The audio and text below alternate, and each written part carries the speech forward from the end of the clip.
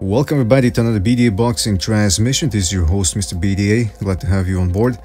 And in this episode, we just want to talk a little bit about the upcoming Anthony Joshua versus Povetkin fight that is apparently set to take place.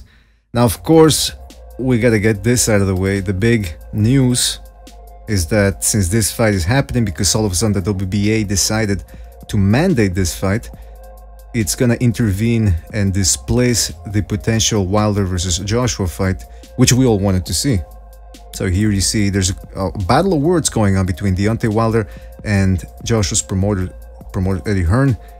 They're saying they're going all out on Twitter essentially.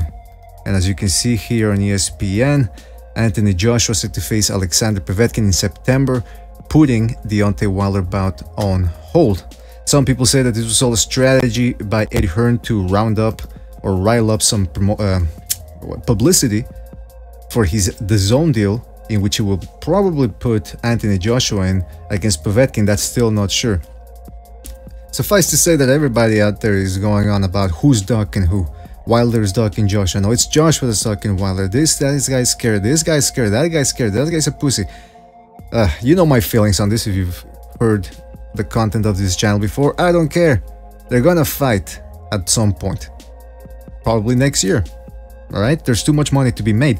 That's the thing. You people think, let's say it's a Wilder that's scared of Joshua. All right, let's say that's what you think. Do you think that he's gonna go his whole career without fighting Joshua, or vice versa? There's too much money to be made here. Too much money. You guys know it. I know it. Yeah, and look, even the Mayweather-Pacquiao fight, yes, everybody wanted to see it, and it took a long time to make, but eventually it happened. Now, hopefully this fight won't take as much time to make, but it's gonna happen, trust me. There's not that many big fights out there for those guys. Because, for example, it reminds me of when Pacquiao and Mayweather first started negotiating in 2010, and everybody hoped that the fight was gonna happen in May 2010, and what happened? Well, the fight fell through, and or negotiations fell through, rather.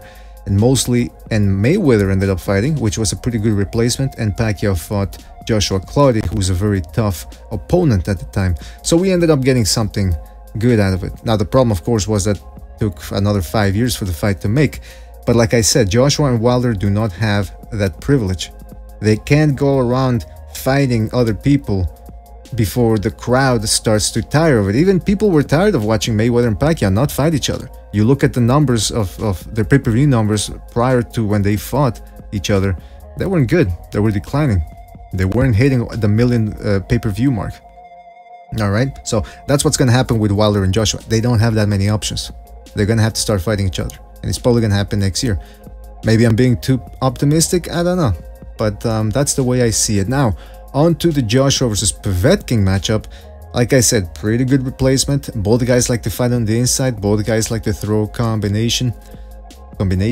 But here's the problem, you know, Povetkin, yeah, he's 39. He's 39. On the other hand, even at his age, he seems to be more consistent with his inside fighting than Anthony Joshua. Anthony Joshua, the book is out, he gets a little tired. That being said, Joshua hasn't been looking all that good in his last two fights, but it's when you look at the styles of the guys he fought, the Cam and Parker, they both have a very loose upper body movement style type matchup. They're counter punchers. They made Joshua lead and made him miss a lot, so that didn't make him look as good. But the Cam stoppage was very bizarre. It shouldn't have been stopped, that fight. And the Parker fight never came close to being stopped. But Joshua handles himself pretty well. Listen, not every fight can end with somebody splattered on the ground. It just doesn't happen. Joshua boxed, he ended up getting the win, so good for him. Povetkin, on the other, he doesn't have the same style as Parker and Takam. He's more of a straight up guy. He's more dangerous offensively, but I think defensively, especially at his age now, I don't know if he's going to be able to stand up to Joshua's punishment. I think it's going to be a stylistic matchup in this case, where Joshua will look good against Povetkin, and it's going to whet the appetite more for a potential Wilder fight. Or maybe I'm completely wrong, because again, I thought Joshua was going to stop Parker, and that didn't end up happening. I thought Parker was gonna tire down the stretch, and he proved me wrong. He came in very good condition. So again, I don't know what I'm talking about that much. I can't predict the future. But my opinion is that Joshua probably has an easier time with Povetkin, or okay, scratch that, not an easier time, but I think he does inflict more damage on Povetkin than he did on Takam and especially Parker. All right. Meanwhile, Wilder, where does he go from here? Well, the rumor is he's probably going to be taking on Dominic Breazeale. So that less of a good matchup right there, but hey, at least there's going to be a war of words if you're into that type of stuff before the fight, because you do remember that apparently Deontay Wilder verbally assaulted what's his name, Breazeale, when he was watching one of Wilder's fights with his family, and Wilder just attacked him verbally, and I think Breazeale and his family were surrounded by Wilder's entourage, and they were harassed and threatened, and I mean, I don't know, apparently that's how the story goes. So there's going to be a lot of that involved there.